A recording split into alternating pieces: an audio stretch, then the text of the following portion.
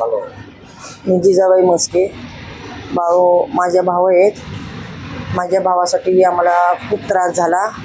तर हे आम्हाला असे कारण नाही, आम्हाला पाखरे भाऊ भेटले आणि पाखरे भाऊ आम्हाला एवढा त्रास होत असताना पाखरे भाऊने खूप आम्हाला मदत केली, खूप सहकार्य केलं. सगळी जे आहे ती कामं त्यांनी सगळी पार पाडली.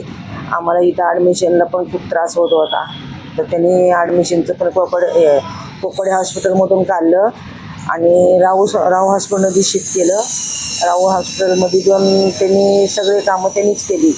आम्हाला न कुठं पळवता न करता त्यांनी ते सगळे कामं करून घेतली. ॲडमिशनला खूप त्रास होत होता, खर्च आमच्याकडं पैसे नव्हते, काहीच नव्हतं, तरी त्यांनी सगळं करून घेतलं. आणि नावाची चुकी झाली, त्यांनी सगळं सक्सेस करून आणले. नावात बदल झाला, तारखेत बदल झाला. बघा, ह्याने पाखरे भाऊनी सगळं हँडल करून घेतलं आणि त्यांच्यामुळे हे खूप शक्य झालं. नाहीतर आमच्याच्याने हे काही शक्य होत नव्हतं. आम्हाला तर हे काही सुचत नव्हतं काय करावं काय नाही.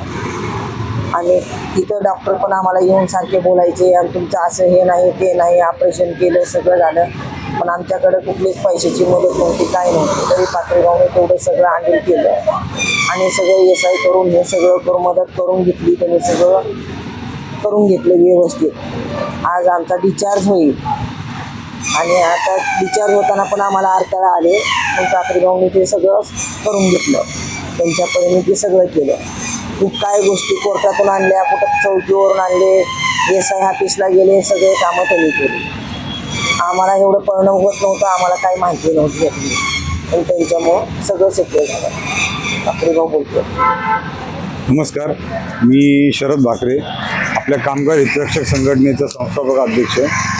आज तुम्ही ऐकलं मावशी जे काय सांगत होत्या.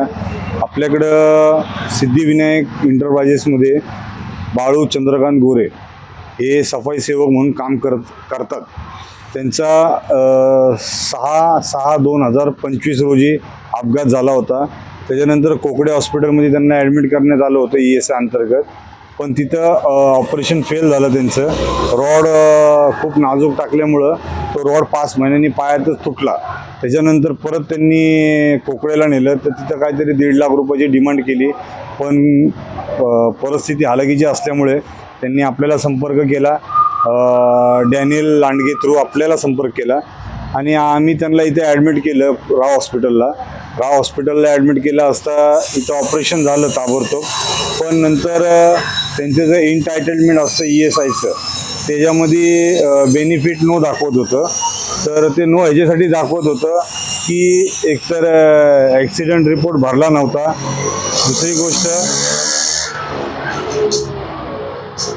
कॉन्ट्रॅक्टरकडनं पूर्ण सहकार्य झालं त्या बाबतीत, कारण की त्यांना ॲक्च्युली ॲक्सिडेंटची घटना सांगितली नव्हती. त्याच्यामुळं त्यांनीसुद्धा तो ॲक्सिडेंट रिपोर्ट भरला नाही. पण त्याच्यानंतर जो काय त्रास झाला आम्हाला त्याच्यासाठी MLC रिपोर्ट काढण्यासाठी पोलीस स्टेशन, मग ते पोलीस स्टेशनमध्ये FIRमध्ये जे 6 तारखेला ॲक्सिडेंट झाला होता तो 5 तारखेला त्याच्यामध्ये मेन्शन करण्यात आला होता. मग ते करेक्शन करण्यासाठी आम्हाला कोर्टात जावं लागलं. कोर्टातनं ते सर्टिफाय कॉप्या काढून आम्ही ते व्यवस्थित करून घेतलं.